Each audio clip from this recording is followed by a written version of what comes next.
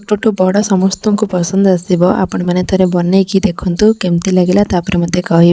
गोटे बाउल रे गोटे कप पानी नहीं जी पानी से सुजी पकई सुजीर हाफ माने 4 चामच मैदा बेसन अटा जहाँ आपण मान पाखे अच्छे से पकेबे। सबको भलसे मिक्स कर सारा पर 15 मिनट रेस्ट पे छाड़देबा।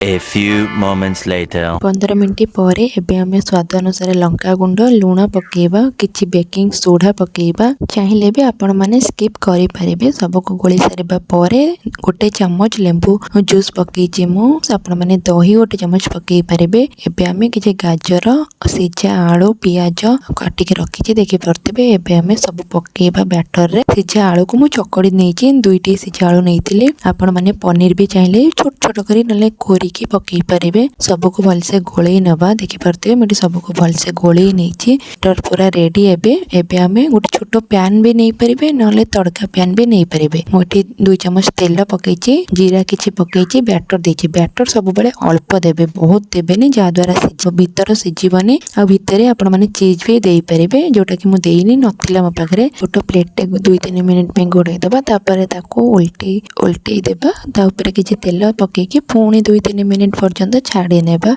एमती करी मुठी 3टी बनेई नेछि देखि परतेबे। सब बेले गैस को सिम रे रखी करिवे नहले पोड़ी जिवो। आ जदि वीडियो भल लागला ताले प्लीज चैनल को सब्सक्राइब कर देबे। रोज संग माने नमस्कार।